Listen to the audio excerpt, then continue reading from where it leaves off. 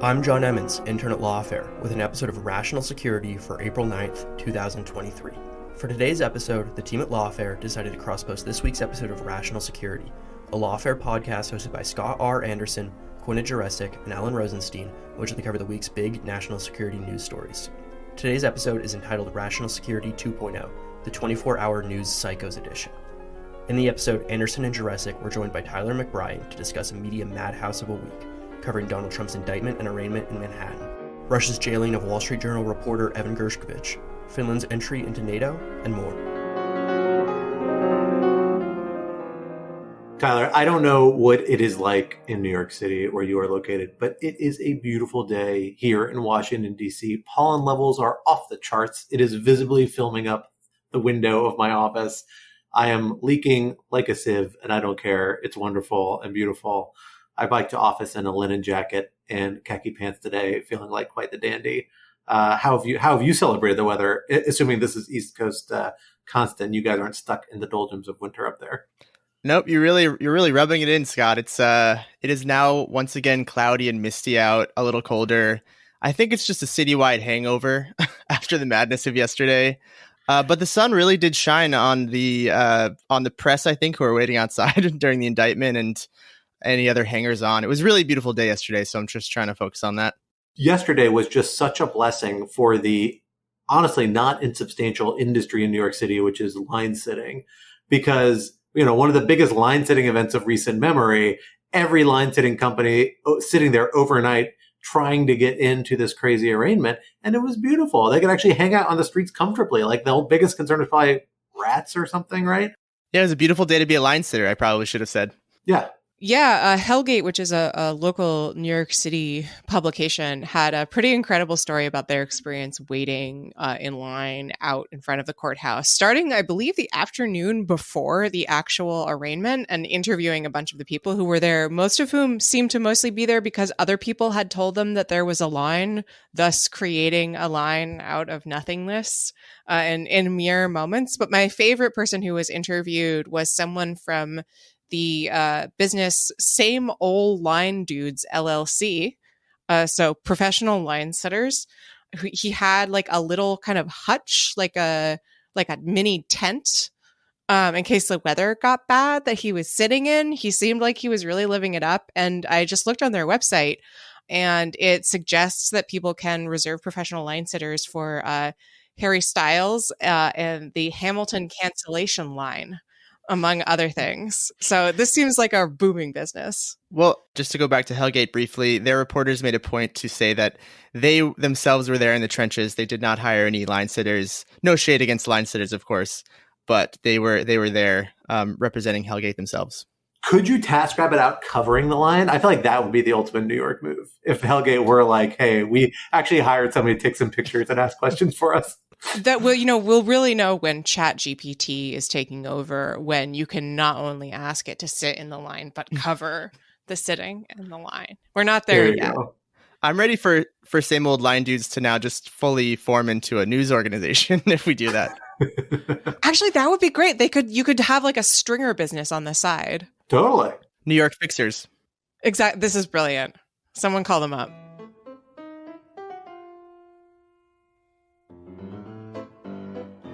Hello, everyone, and welcome back to Rational Security. I am one of your regular co-hosts, Scott R. Anderson. I am here with one of my other regular co-hosts, Quinta and Scott. Hello. Alan Rosenstein is unfortunately not with us this week due to some other obligations. We are thrilled to have with us one of our favorite repeat guests, managing editor for Lawfare, Tyler McBrien. Tyler, thank you for joining us here today. You're welcome. Despite my best efforts to sabotage my future appearances, you keep inviting me back. So for that, thank you. Yeah, you have developed a reputation in Lawfare circles that I regret starting, because I think I'm the first person who said it, as Spicy Tyler, which has now entailed us applying a new spice to you almost every day, which we're running out of spices at this point. I think we've really been branching more into condiment zone. I think you're underestimating the amount of spices in the world, Scott. I think when we branch out to like the international food aisle, we'll be in better Garam territory. masala, We haven't quite got, Tyler. garam masala Tyler, exactly, is really what we're waiting for. Saffron Tyler. Which garam masala I think is a spice blend, but again, I think we're pushing the limits of what we consider spice. Well, once you get into the individual components, cardamom, Tyler. Cardamom, Tyler. There you go. We can do toasted. We can do whole seed. You can do ground. Really, whatever you want. In that sort of zone. Regardless, we are thrilled to have you for your hot and spicy takes, Tyler, for this particular episode, for what we are calling the 24-hour News Psychos edition. Because we had a big story break this past week, surprising very few who listen to this podcast, I'm sure. Former President Donald Trump has been indicted, kicking off what promises to be the revival of the 24-hour news cycle madness that we all lived through for years. We had a pleasant 2 years, y'all. It was a nice, relaxing period, but the craziness is back, or at least threatening to be back, and we are stuck in the middle of it with you, and are looking forward to talking it over, along with a few other stories that emerged this week. Topic 1, I'm so indicted, and I just can't fight it. As I mentioned, former President Donald Trump has now become the first former president to be criminally indicted. And he celebrated with a speech from his Mar-a-Lago estate that painted the charge against him as a partisan witch hunt and targeted not just the prosecutor prosecuting him, but the judge trying the trial and their families. How big a step is this, and where is it likely to lead? Topic 2, repress pass. Russia has jailed Wall Street Journal reporter Evan Gershkovich and is preparing to prosecute him on espionage charges. What appears to be driving this action on Russia's part? How should the rest of the world be responding? And topic 3, crossing the Finnish Line. Finland has become NATO's newest member, doubling the alliance's shared border with Russia. What does an expanding NATO mean for security in Europe? For our first topic, Tyler, as our first guest to introduce a topic, I believe, we're handing it over to you. Thank you very much, Scott. Well, as Quinta would say, cue the It's Happening Ron Paul gift, because it seems to be happening. As Scott just mentioned, former President Donald Trump has been indicted and arraigned as of Tuesday, April 4th. The indictment was sought by Manhattan District Attorney Alvin Bragg, in case you haven't seen yet, and released by the city Supreme Court, which is the name for New York's trial courts. It's a pretty bare bones document, which is not entirely surprising, given similar indictments issued by New York's Supreme Court. The indictment contains 34 counts of falsifying business records, to which Trump pleaded not guilty across the board. Just as a bit of a refresher, this case dates back to, it relates to reporting that came out in 2018 by the Wall Street Journal, which sort of outlined hush money payments that Trump and the Trump organization paid to two women who were going to come forward with allegations of an extramarital affair, essentially. These were allegations which Trump and his associates felt would be damaging to his campaign bid for president. And so hush money was paid to the two women. As Scott mentioned, this is unprecedented. Trump is now the first ex-president charged with a crime, though as many history buffs out there would note, not the first president arrested. That distinction goes to President Ulysses S. Grant for speeding in Washington, I believe, in his horse-drawn buggy, I believe multiple times. He was a bit of a speed demon, which probably tracks given his biography. So I think I'll leave it there, where there's a lot to dig into. One of the first things I wanted to talk about is a sort of meta question, the sort of on the media take. As the title of this episode suggests, 24-hour news psychos, it seems perhaps the media has not learned its lesson of the last many cycles of Trump madness. So Quinta, I'm curious your take on this first. Has the media learned its lesson with regard to covering Trump? Oh man, I have been going back and forth on this over the last, 24, 48, 76 hours. So I think what you're referring to, Tyler, is that there was kind of a zoo-like atmosphere. Except not, because zoos are orderly. All the animals are in their places. It was like an escaped zoo, a zoo full of escaped animals just running around. I believe that's called nature, Quinta. No, but that's nature. It's what it's supposed to be. The animals, they're free. It's chaos. Nobody can get them back where they're supposed to be. Whatever. You're telling me, Scott, they made a free range zoo? Exactly. The next frontier of zoos. So the thing is that the press coverage was kind of a mess. Everybody was camped out in front of the courthouse. There were cameras in front of the courthouse. There were not cameras in the courthouse, thanks to ruling by the judge in question, which we can talk about. There were cameras camped out in front of Trump Tower to catch Trump as he left the building. There was a weirdly OJ chase-like footage that was, I think I saw broadcast on multiple networks of Trump's motorcade driving from Mar-a-Lago to the airport in Florida, and then from Trump Tower to the courthouse, and from the courthouse to the airport. And so the question is, are we kind of giving Trump obsessive coverage because people love to watch things about Trump and love to hate him in a way that, once again, as it did during his presidency, sort of doesn't actually clarify anything about what's happening, but is basically so much noise. And I don't know. I can't make up my mind. I do think that we have seen some indications that news organizations have learned. NPR had a really interesting interview yesterday morning before the arraignment with their editor-in-chief, who explained that they were not going to be airing, that they would be covering the arraignment, but that they were not going to be airing any comments by Trump or his lawyers live, on the grounds that they didn't trust that it would be accurate, anything that they said, and they didn't trust that it would necessarily be newsworthy. And they wanted to kind of be able to take a step back and make that call in a more intentional way, rather than having to just broadcast it and kind of figure it out as they went. I thought that was a really good development. You did also see, when Trump made his remarks at Mar-a-Lago in the evening after the arraignment, that a fair amount of news organizations, I think CNN was the only one that actually aired his remarks straight through, or almost all the way straight through. That, I think, suggests that people have figured it out a little bit.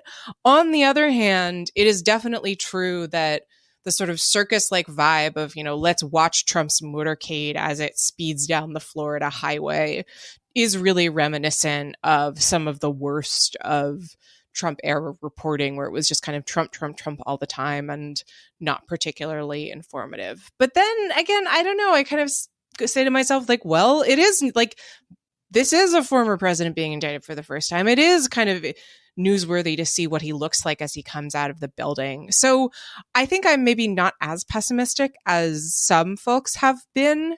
I don't think it's, a total wash, but it certainly wasn't the best that it could have been either.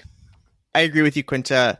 I think what I was hearing is also just a recognition of how difficult a line this is between reporting on the unprecedented, the big, the major, the consequential, and then repeating the same errors of the past.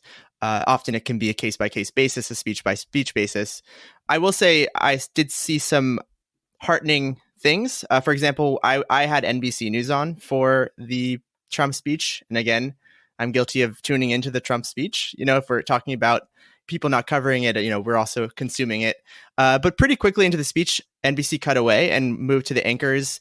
And not only did they cut away, they also explained why they cut away. So one thing I've enjoyed seeing is, much like that NPR interview about what they would cover and what they wouldn't cover, I've enjoyed some news organizations explaining their reasoning, which is, I think, a good practice to signal to audiences why they're doing something. I don't disagree with what either of you said, but I think there's actually one major factor that has come into play that really has helped already introduce a little bit more of a strain of sanity into the coverage of this, and hopefully will continue to be that way moving forward. And that is the decision by Judge Merchan, the judge who's overseeing the proceedings, basically to be pretty limited in the amount of media he's allowing of the actual judicial proceeding. There are no cameras. There's a fixed number of kind of fixed pool images that are being allowed out. I don't believe devices are being allowed to live blog the proceedings, although I'm guessing through runners, reports were coming back for the proceedings that they're happening, but really as kind of like the big developments. It wasn't until we got the transcript later that we really had a sense of the details of what was happening step by step.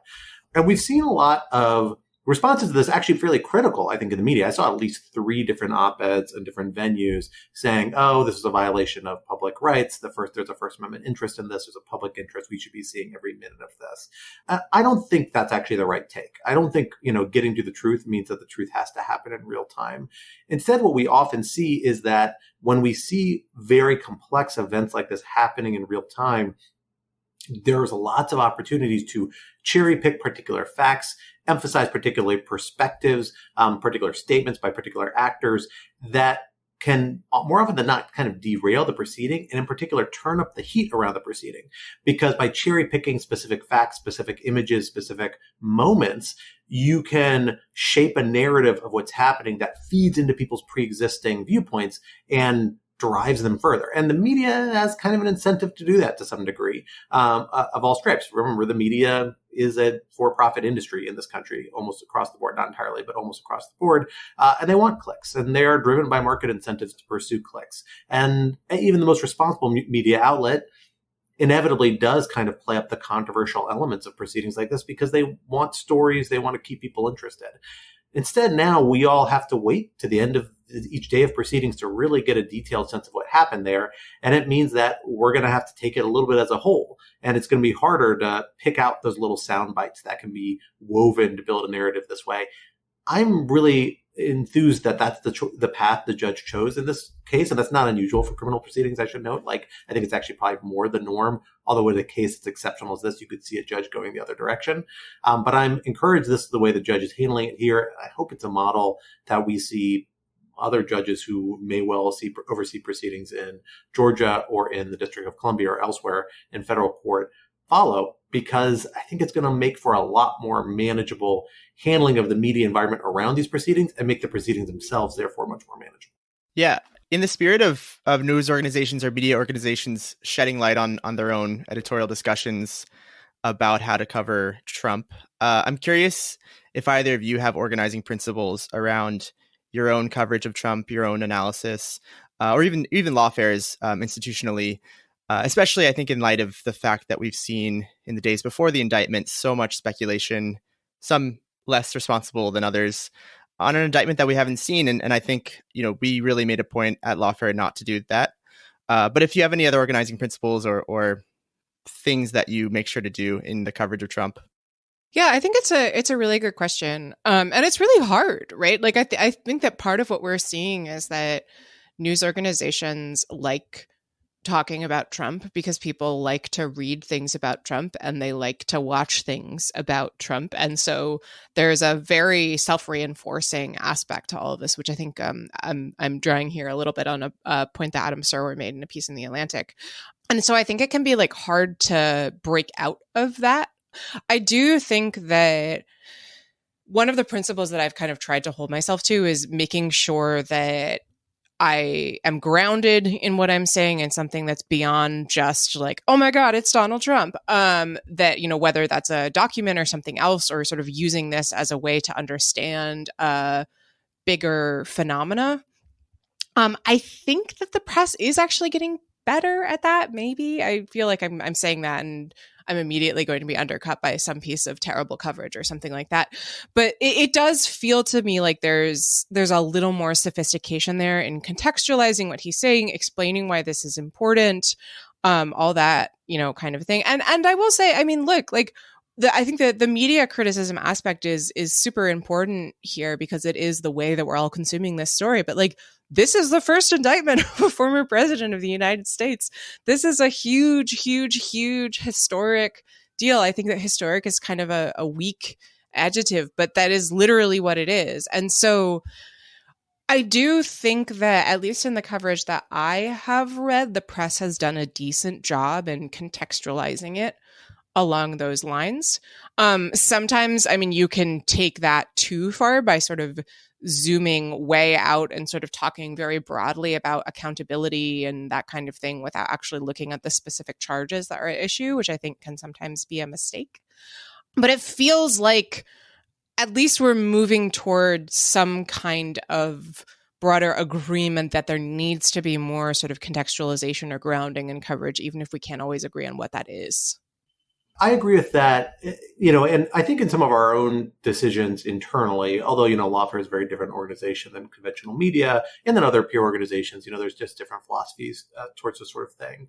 But I know, I think one strategic choice we tend to make, and I generally stand by, is to not make any very strong assertions about specific outcomes where there is general doubt, even if we might have a particular view on what we think the law is right on. You see these arguments that come out even the last few weeks around this particular decision, where people were, before we saw the indictment, saying, well, here's the charges we think they're going to be charging, and here are the potential legal issues, and here are the reasons why those legal issues are right or wrong. And that's a very understandable instinct. I think delving into those issues can be useful, and there's ways to go about doing it. But coming in with these strong legal brief sort of arguments saying, here's the right way to view this, which you often see, a lot of experts do, kind of talking it, saying, here's my view on this, and here's why this is right, I think often overstates the level of determinacy in these sorts of proceedings, unprecedented proceedings, truly historical proceedings. These legal issues are complicated. And while there may be one answer that seems like the more correct legal answer, and we don't shy away from asserting that where we think it's the case, I think we have to acknowledge the fact that there's a lot of different individuals, actors, and institutional actors involved in these sorts of proceedings that have different perspectives, that are engaging with really difficult questions in a position of good faith, not always in a position of good faith, but hopefully more often than not. And so we just have to have a little humility about what we think the outcome is going to be, and how confidently we can say something is the right reading of the law, given that what determines what is the right reading of the law for most of the institutions involved is a separate body run by people who are not us. And so it's something we're a little more conservative about. And I certainly am a little more conservative about individually. We try and sketch out a bunch of arguments. And as we get further along, once we see what people actually brief, once we see the arguments, then we can gauge a little bit more. But all these decisions, when they get this much attention, people are trying to find new angles, and there's a ton of speculation around them. And I'm not sure that's always super productive. Even though, there's genuine insight to be had there, they also sometimes can go too far. And that's one thing I think we've tried to stay away from, to kind of turn the heat down a little bit on some of this. Yeah, I mean, I think it's also worth acknowledging that we don't know a lot. The indictment was a little bit thin on the ground in terms of what legal theory the DA's office is using, and I think we can talk about this in the press conference. It seemed like that was intentional on their part. So there's a lot that we don't know, and I don't want to get out over our skis, but I do think it's worth talking about how we view the indictment, what our takes are after yesterday. I will say I went into yesterday with a fair degree of skepticism about this case, not because I, know an enormous amount about New York criminal law.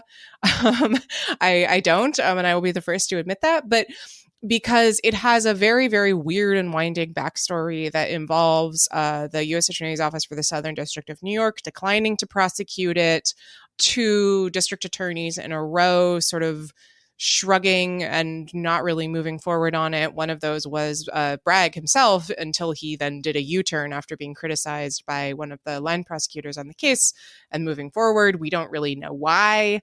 The whole thing is just kind of odd. I will say I thought Bragg came off very well yesterday. And, talking about media criticism, I think he was very clearly, putting forward performance of sort of, decisiveness and confidence to the press. And that came through really clearly. He did make the case for why New York State has a particular interest in the case, that, I think he referred to it as the financial capital of the world. And therefore they have a particular interest in ensuring accurate business records. So I think that, there's something there. I don't know if it's enough to charge and to prosecute a case, and it's kind of hard to say until we have more. But I'm curious what you both thought and whether your view has changed after actually seeing the charging documents and seeing Bragg's press conference. Yeah, it's a great question. And I similarly want to caveat my lack of deep New York State legal knowledge. But one thing that I think that kept coming up for me again and again was the expertise of this particular office. I heard a few times that these cases are really the bread and butter of the Manhattan DA's office. And so I think that's a non-trivial thing of their expertise in prosecuting these types of cases and bringing that expertise to bear, which should, I think, heighten our expectations of the solidity of the case. No, I think that's a really good point. I mean, building these sorts of cases isn't an unfamiliar exercise. And I think we saw that in a few aspects of the indictment, the related statement of facts and Bragg's press hearing or press briefing he gave after the arraignment. What we saw is that they really laid out multiple theories of the case here. Bragg made clear they are relying on at least 3 underlying criminal violations to bump this up to a first-degree falsification of business records, which makes it a felony as opposed to a misdemeanor. 2 of which appear to be based in state law, 1 of which is in federal law, maybe 2, because I think the tax one could be state or federal. I'm not sure why it would just be one or the other, as it basically is about withholding income, and both state and federal tax systems require the honest disclosure of income levels. So that gives you a lot of different hooks by which you can build your case. And then they've got a lot of different factual predicates, a lot of cases where false assertions were made in business documents. And no doubt they have different baskets of evidence around each of those. Maybe some will fall through. Maybe the defense attorneys for former President Trump will undermine the credibility of certain witnesses, and they won't be able to persuade a jury that certain incidents of purported fraud were there or that they were done with former President Trump's knowledge.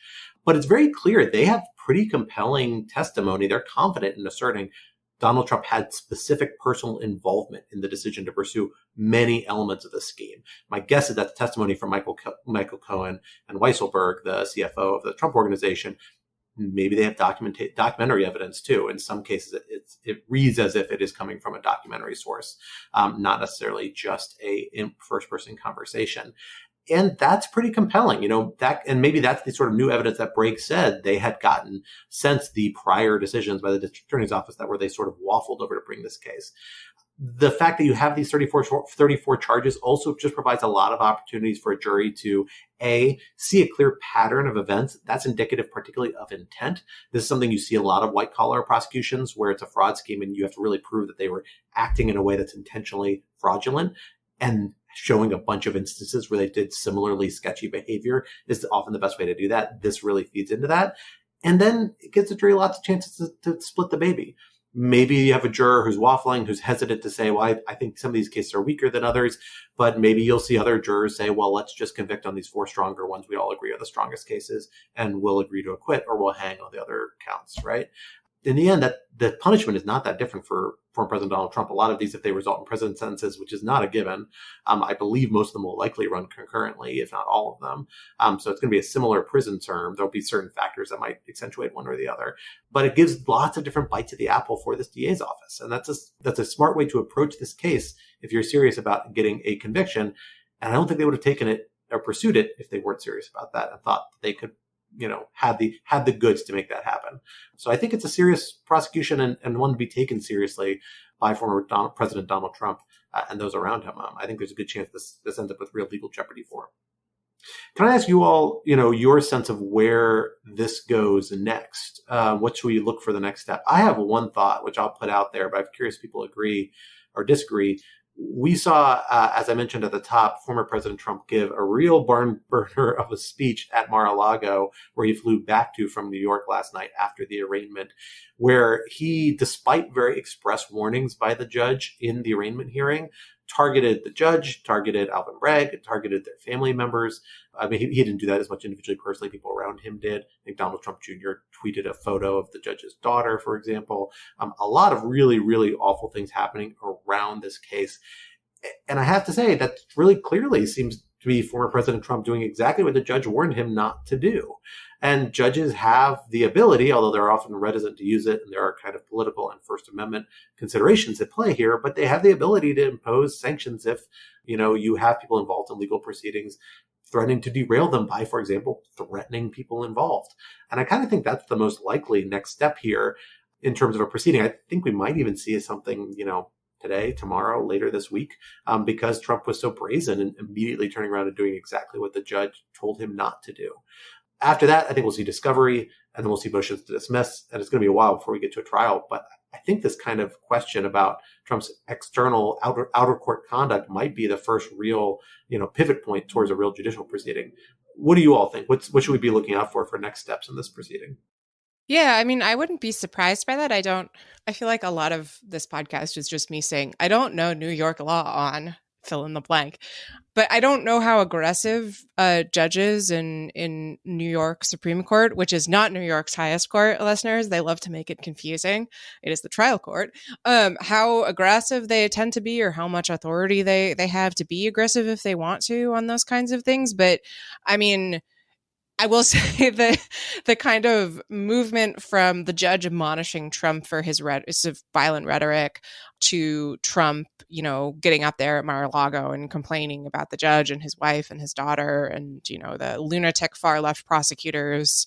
I think that's a close to direct quote, who were out to get him, reminded me a lot of those moments during his presidency when he would restrain himself for one speech and there would be all these news stories about, today did Donald Trump become the president? And 5 minutes later he was, tweeting threats of nuclear war at Kim Jong-un. So it was very, very reminiscent of that. And I think, as with the threats of nuclear war, a reminder that he just you cannot keep him from engaging in this kind of conduct. It just will not happen.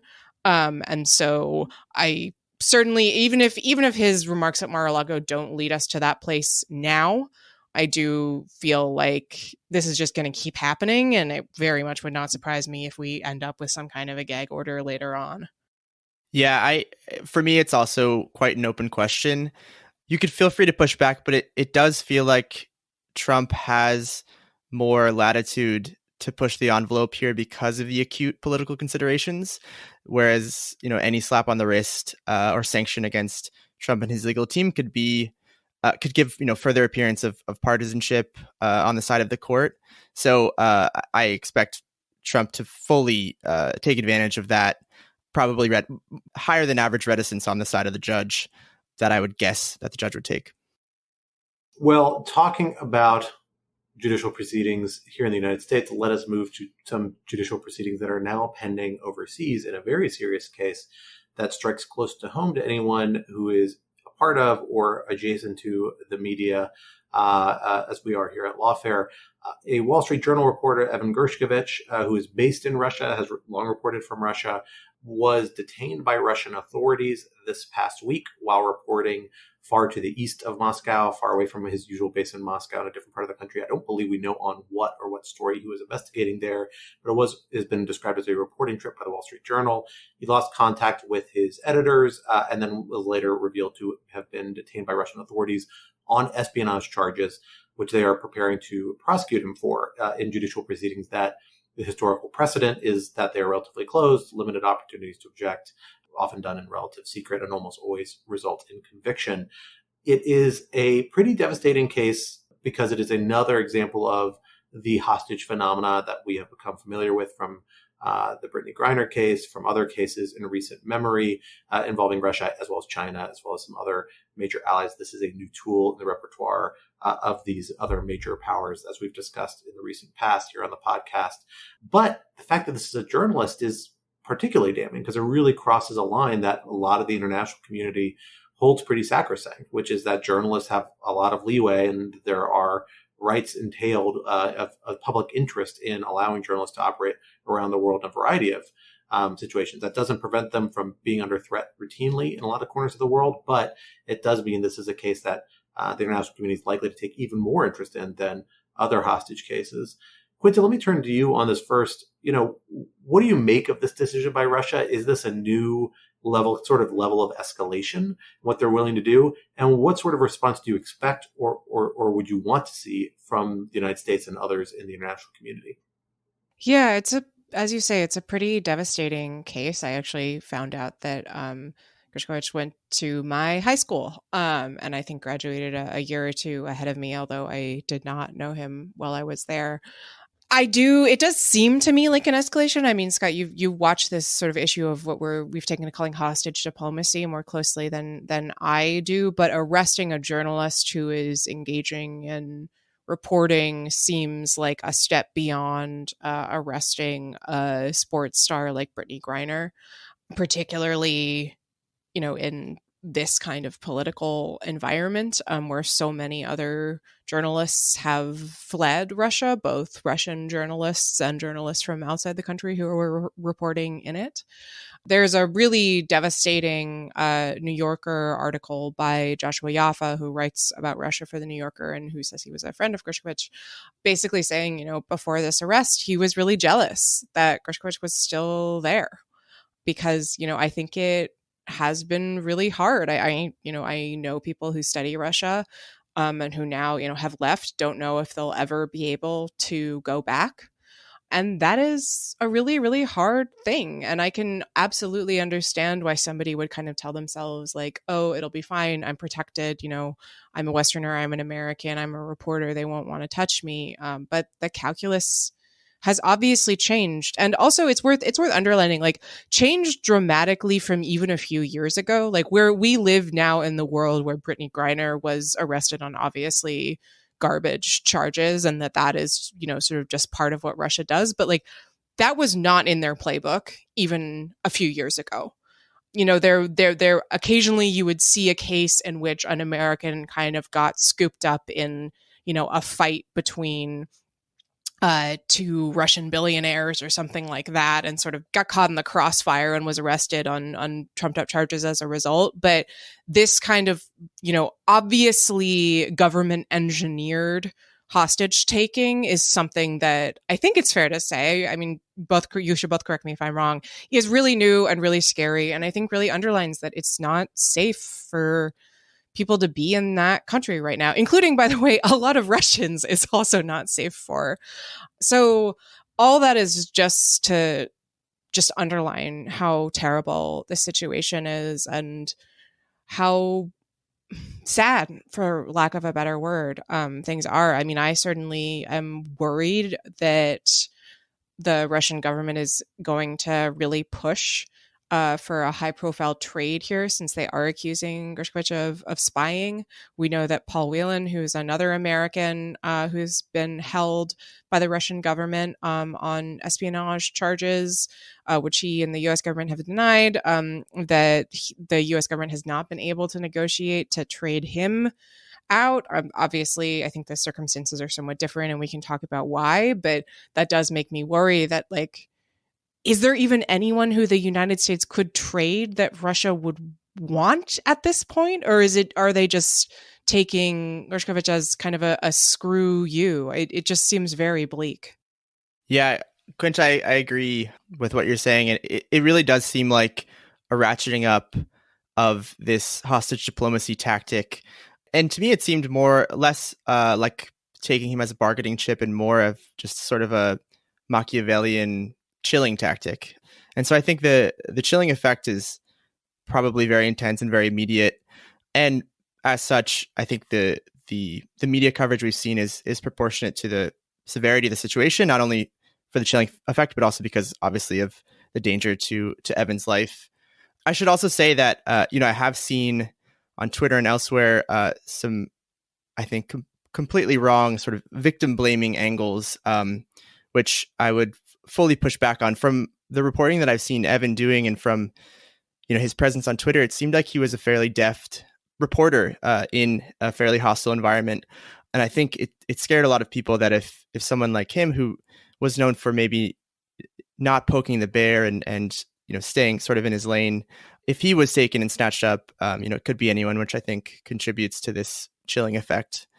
I also want to make sure to say that, as a fellow Jewish person, I think there's a particular tragic poignancy here that this happened so close to. I think at the time we're recording now, it's about to be the first night of Passover, which is a holiday celebrating freedom from bondage, but also one that is meant to serve as a time of reflection and solidarity for people who are still in bondage.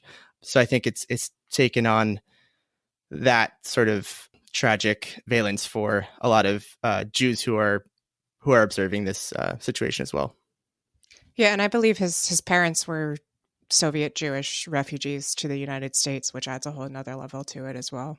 That's right. It's worth noting there is a little bit of a context for this action on Russia's part, although I don't think it makes it any less threatening, we have seen over the last few months a pretty concerted roll-up of a lot of Russian assets, particularly kind of like deep cover assets throughout different parts of Europe. Dozens, really. I think by most accounts, not all of them have been fully publicized. The one that we've heard about in the United States the most, because it's been kind of a topic of conversation, particularly in DC, although kind of in a comedic way, is the case of Sergei Cherkasov. This is a GRU operative who was posing as a Brazilian graduate student at the Johns Hopkins School of Advanced International Studies, which I can literally see out my office window right now as we are recording. He was kind of uncovered in a joint operation with Brazilian authorities. He's currently being detained in Brazil. This all just came to a head in the last few weeks, or at least the indictment, I think, came down the last few weeks by U.S. authorities. I don't believe he's been extradited yet, although I don't suspect that will be a problem. But that might be the trade at issue here, or there might be lots of other bargaining chips. Obviously, the United States has the most vested interest in this particular case, and the Biden administration has made clear it is a priority. At the same time, maybe this is just the beginning of a broader range of finding ways to pressure other governments who have been involved in this roll-up effort, and that could entail other journalists. The point it really drives home, I think, is a point we've hit on this podcast before and that I feel pretty strongly about, which is that the only way you can really combat these hostage tactics effectively is by preventing them. And that means eliminating the supply of people that can be held in this condition. And that means, as tragic as it is, really cutting back and pushing back on the ability of American nationals to put themselves in situations where they can be exposed to this. Now, journalists have to do this sort of work. It's important. I don't think we should use that as an excuse to say you can't do this, but it means I think journalistic organizations really have to think hard about how meaningful and necessary it is, as do other organizations. The fact that Russia is willing to do this escalatory move, isn't just a threat to the press. It's a threat to all sorts of categories of people who are usually more secure overseas because of conventions of international treatment, because of international law and treaties. I think particularly here of diplomats and other people in that capacity. I would not be surprised if we see similar pressure techniques applied to them as well by Russia, because they're clearly willing to cross these lines in a way they haven't been in the past. And that makes them a danger to lots of people. And it's something I'm sure the Diplomatic Security Service and many others for the United States and other governments are thinking that through carefully, not just journalistic organizations. Yeah, I mean, Scott, I know I've disagreed with you in the past on your argument there about preventing Americans and others from traveling to potentially dangerous places, because I think it, really limits the interchange of ideas and people's ability to see the world. But at this point, I have to say, I think I may be coming to agree with you, at least in the case of Russia. I mean, Tyler, I'm curious what you make of that, because I will say, just from my perspective as both as a journalist and as someone who has, traveled at least a small amount around the world, it just seems very bleak to me to say people should not go to these places. But I mean, there's also kind of the journalistic ethics question, right? Like, is it ethical for, at this point, for news organizations to have correspondents in Russia? Yeah, it's a great question. That was my, I think, biggest question mark walking away from this, is how should Western or foreign journalists, for that matter, cover Russia now? I think there's often a sort of silver bullet, behind the curtain view of open source intelligence investigators. But I think they do have a role to play here. There's a lot you can do still, and an increasing amount you can do from remote places, outside of Russia, in terms of investigation, in terms of holding Russian activities accountable. But I think it remains an open question. That's why I led off with my point about this chilling effect that's happening. I don't know. I think, as you said, I think it should be a really deliberate question that newsrooms should ask themselves, of putting their own people in danger, in harm's way. But I also don't think the answer I think I side more with you, Quinta, on this, that I don't know if the answer is to just fully disengage and fully pull out everyone who wants to be there and wants to report. I would be curious, we can't know at this point, but I would be curious, Evan's sake now, after having been apprehended, sitting in jail at this point, whether he has any regrets, whether he would now counsel his fellow journalists to completely disengage from going to Russia, and whether he himself, I think it's pretty clear he can never go back after this, but whether he would counsel fellow journalists as well to not go. I'll just say, it's a really hard trade-off, and I don't pretend otherwise. And I traveled, spent parts of my career and my life traveling to dangerous places, dangerous-ish places, at least, that plenty of people wouldn't travel to, although not as much as many others. What I would say about this, though, is that the hostage calculus, when you're talking about these major powers, is just really different. And the interest isn't these individuals, it's the United States. And when they engage in behaviors like this, it really does compromise national interests. Because the United States, to its credit, will not abandon these people and will compromise broader national interest to try and bring them back, as they should.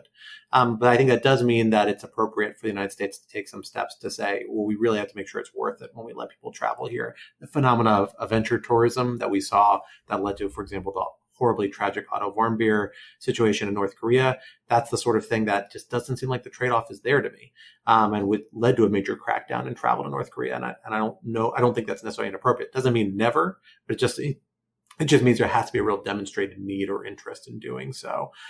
It's also worth noting here, particularly for organizational interests like journalistic groups, Americans are unique targets, and certain European states are unique targets, right? It doesn't mean you can't have anybody reporting on the ground there. It means who you choose to send. That's a hard case. Again, it's easy to say, oh, why don't you just hire Russians? Well, that makes it hard on life on the Russians. It makes it hard on other nationals. But at least for this phenomenon, while those people might face pressure, and that's a real concern for every transnational corporation or organization operating in environments like this, they don't face the same political context or political usage that U.S. nationals do, and nationals of a few other European countries. And so I think that it makes it a different calculus, and a reason why there are different risk calculus you might apply for different categories of people. Yeah, at the same time, though, the charges that are being leveled against Russians are insane. There's a story about a guy who's being charged with disrespecting the armed forces, which I think can get you 15 years in prison because his daughter in elementary school drew a picture that could have been construed as anti-war. So Russians are really vulnerable here too, and I don't think we should lose track of that. Yeah, absolutely. I'm not arguing the contrary to that, but the motivation to hold people and use them specifically as political leverage just isn't there, because frankly, the United States won't intervene to the same extent for non-U.S. nationals. And while, there are cases maybe they should, it just makes those people less vulnerable to that sort of treatment. Yeah, I think we could go in circles here about Americans as targets. I think Evan being American made him obviously a particularly high value target for the Russians. But I think also by that same token, his nationality has now also, there's just a lot of press coverage about it, which I don't think you would get from perhaps a Tanzanian journalist being taken in a similar circumstance. Again, similarly, I don't think the Tanzanian government would have the same sort of bargaining chips that the U.S. government would have in coordinating a swap. So I think, ironically, also Americans have certain advantages in that token. I hope I'm right in this regard with Evan, but I think that should also be highlighted. That's a good point. Well, speaking of Russia, the other big news this week was that Finland is now the 31st country in NATO. And as you mentioned, Scott, in the intro, this more than doubles NATO's land border with Russia, which really brought home to me just how big Finland is, frankly. And B, really underlines why this is such a momentous occasion. So in Moscow, the Kremlin spokesman Dmitry Peskov called the accession to NATO an assault on Russian security that would, quote, force us to take countermeasures in tactical and strategic terms. I don't think we have actually seen any of those countermeasures appear as of yet, but of course it is early days. It's also worth flagging that while Finland is now part of NATO, Sweden is not. So now I think Sweden has the honor of being the only country on the Scandinavian peninsula that is not a NATO member. And I believe that process is very slowly moving forward, but you all should correct me if I'm wrong. So what do we make of this? How big a deal, I guess, is my question. It seems symbolically huge. Does it change the sort of immediate security status of Europe, like on the ground? Is it more kind of question of calculating risk going forward? What do we think? Tyler, let me go to you first. Yeah, it's a great question. I, at this point, tend to think it's more of a symbolic move and perhaps a harbinger of the future of neutrality and non-alignment in Europe to come. To take that former point, from what I've heard and read about Finland, is they were quite secure. They've invested heavily in their military. They have quite formidable elite units that have a storied history against Russia in the 20th century, and that they were fairly secure in that they, quote unquote, perhaps didn't need NATO. This also now raises questions that because they're in NATO, whether now they can sort of lighten that investment in their military, though that that remains to be seen, and that's speculative. There was a point raised by a foreign policy analyst named Daniel D. Petrus that he said Finland doesn't need NATO, and by the same token, NATO doesn't need Finland. But he saw this more as a very strong statement to Putin that your incursions into Ukraine have completely backfired. I think there are many ways to make that statement, so we'd have to ask why this one. But yeah, it's a good question, I think. And then the other part of the puzzle for me is, what this means for, can a country possibly remain neutral politically and militarily in Europe? I was reading a foreign policy article earlier today that named the remaining neutral, quote unquote, neutral countries in Europe are Ireland, Austria, Malta, and Switzerland.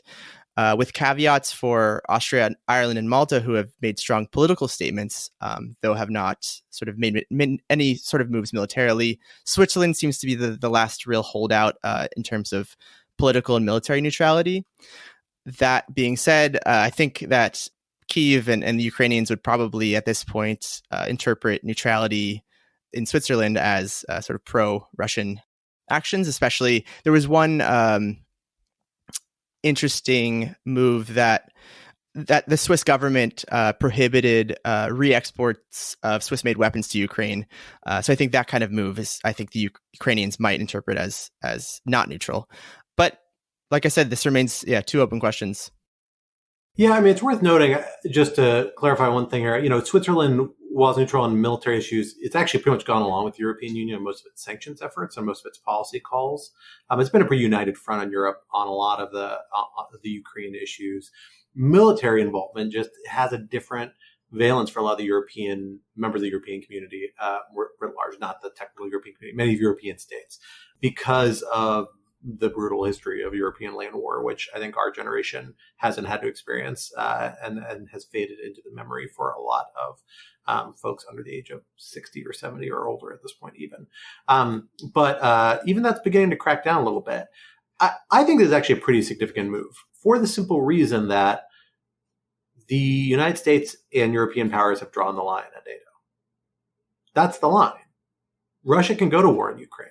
Russia has gone to war in Ukraine. It can do whatever it wants all the way to the furthest western edge of Ukraine, honestly. And it's been clear, the United States and European countries, while they're going to give tons of support to the Ukrainians, they're not going to intervene directly on their behalf. But Biden administration, with full back of European allies, has made very clear, but if they cross into Poland, which is a NATO member, all bets are off. And this will be a full-scale conflict with Western powers. With nuclear powers as well. With nuclear powers, exactly. That does appear to have been a significant deterrent for Russia. We have not seen Russia cross that line, really even flirt with this line. Remember, what we thought might have been a Russian missile attack into Poland proved to be, by most accounts, although it's not 100% settled yet, a Ukrainian anti-aircraft missile that kind of wandered off path and it landed in Poland, right? I had forgotten about that terrifying 24 hours. Thank you, Scott. I wrote a piece overnight on it at the time that was rendered OBE by morning. Still a good read. Check it out on Lawfare. It is a major, major issue. Pulling Finland into that club is a big deal for a couple of reasons. That's actually more significant than Sweden, which is why I think you've seen the objectors, Turkey and Hungary in particular, which was originally to both countries joining NATO, bend on Finland, but still hold the line on Sweden, at least so far. That's as far as I can tell, which is that Finland shares a massive land border with Russia. So if Russia were to want to move tanks into Western Europe, that is one country less close they can get before they start a war with NATO, right? That's really significant. And yeah, Finland had substantial military capability. They also had substantial military cooperation coordination with NATO even before this. They certainly had every capability to intervene on Finland's behalf very effectively in a very timely manner, probably not that different than what they could do now. But the question is, what do you pre-commit yourselves to, and what does that signal to Russia? NATO membership actually doesn't come with a hard obligation to intervene on another state's behalf, but the political connotation very clearly is, oh, that's what we're going to do. And that's been doubled down in the Ukraine conflict context. And so that becomes a big issue. And I think it really underscores and frankly undermines a lot of the longstanding critiques, which I think there was some credibility to in the 90s and particularly the early 2000s about NATO expansion, that being a driver of Russian insecurity and contributing to tensions on the continent. I think there's a reasonable case to be made about that, particularly in the late 90s, early 2000s. But in this case, it's very clear these states are moving towards NATO because of Russian aggression. Russian threats to them is what they perceive in NATO as a voluntary alliance that only commits itself to its members to do defensive actions and doesn't really firmly commit them to do that much, really, if you read the actual legal text. It has that appeal to them for that reason. And that is a big game changer. And I think underscores the fact that the drive toward NATO expansion comes from multiple perspectives.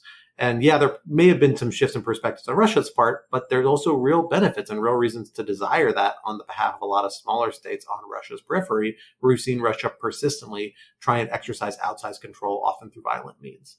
And, that's been just as much a driver of regional insecurity, I think, as NATO expansion itself has, or any sort of Western-driven NATO expansion.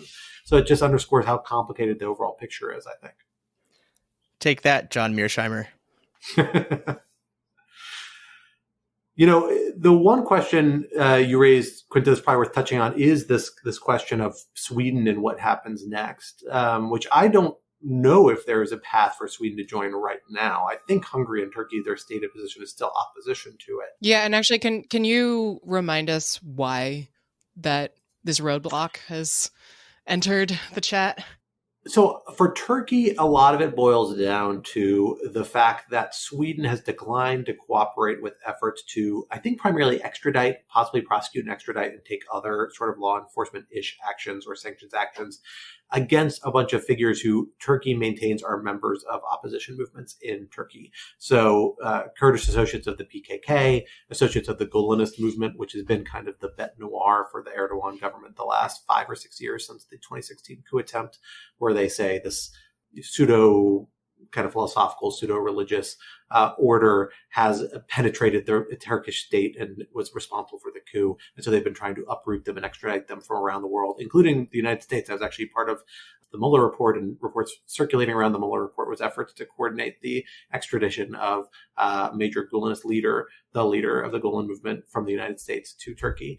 So, it is a major effort for the Turks, and it seems like Sweden's unwillingness to bend even a little bit on that is what's really holding this up. That's not surprising for Turkey and Erdogan. Erdogan is a very kind of opportunistic foreign policy guy. His foreign policy looks wild if you're trying to track any sort of consistency about who do you maintain your allies with and how do you maintain long-standing relationships. But if you are just constantly trying to turn every situation to your short-term advantage, it makes a lot more sense. And that's kind of what Erdogan does. And this is another example of that.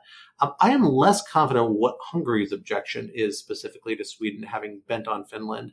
My suspicion there is that this is much more about wanting to tread a careful line and still maintain relationships with Russia and to signal concerns about expanding NATO too far. And again, this is where the trade-off between Finland and Sweden becomes more relevant. Finland is strategically much more valuable. I suspect, although I'm not a military expert, so I could be wrong, I suspect it's much more valuable to the NATO alliance in terms of setting a firewall protecting, further west in Europe from any sort of Russian advance. So you get the strategic benefit from letting Finland in. Sweden, if you hold it back, it's less immediately relevant on a couple of different fronts.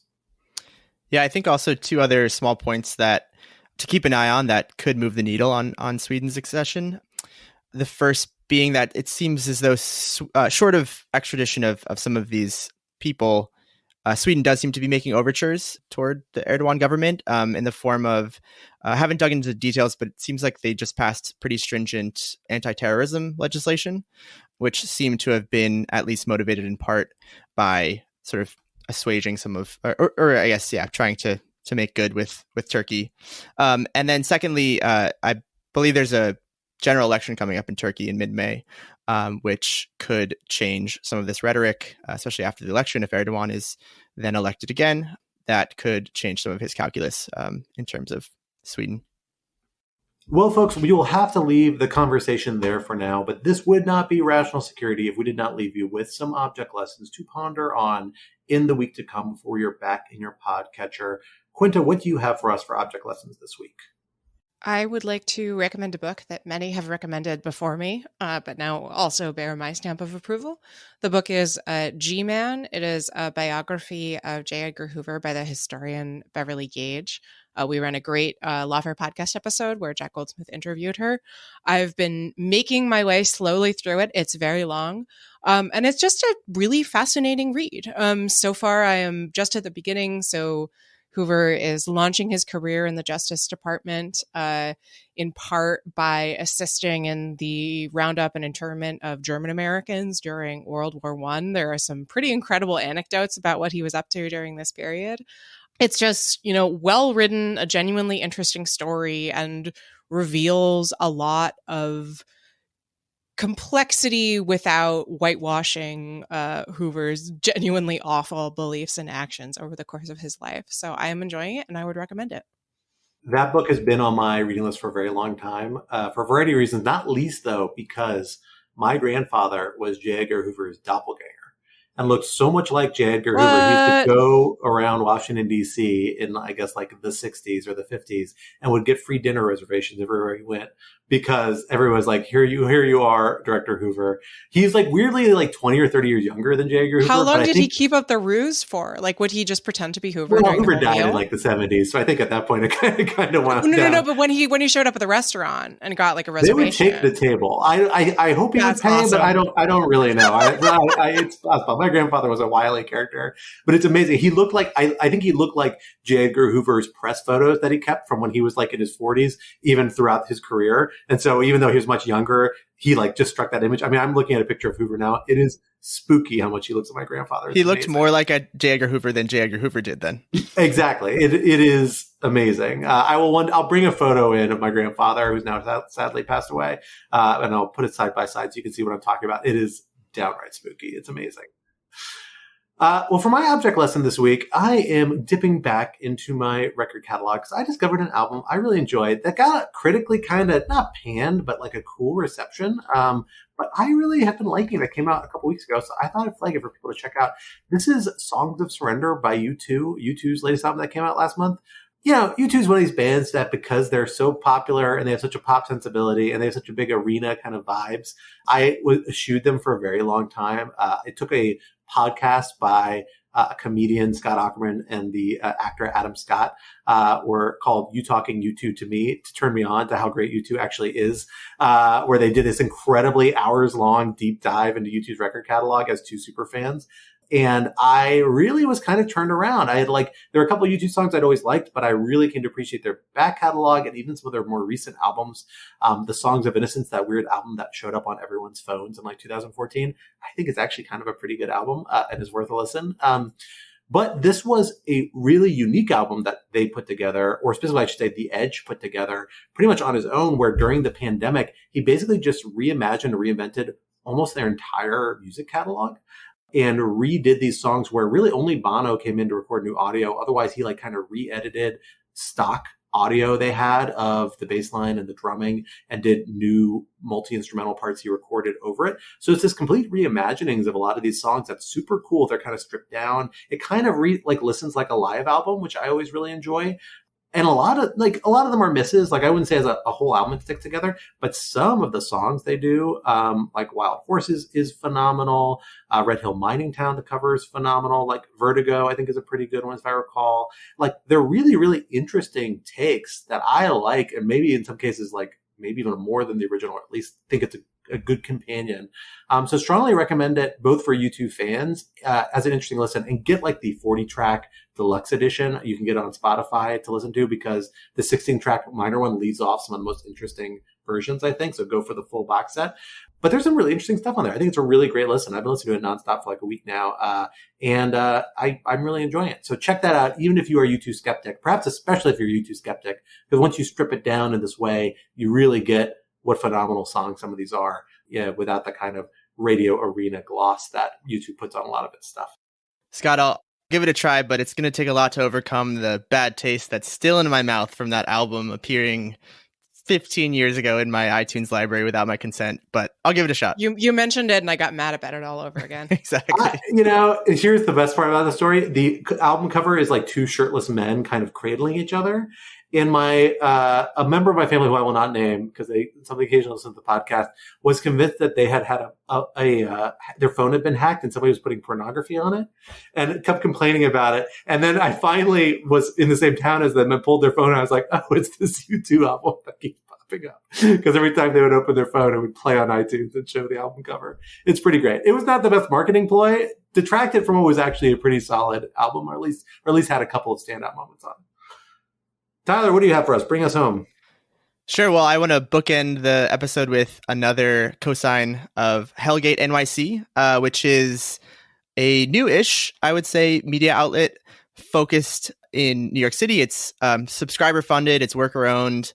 It's, I would say, hyper local news at its best, and it's a lot of news you can use. I would say, not just for New Yorkers, but I think it has more mass appeal. I think the story of how they were covering the coverage of the Trump line is a perfect Hellgate story, where it's equal parts sort of hard-hitting, funny. It's just, they're doing great work, and I want to put them on. So, Hellgate NYC. All right. As an occasional part-time New Yorker, I will take that under advisement and check it out. I am excited. Love the name, if nothing else.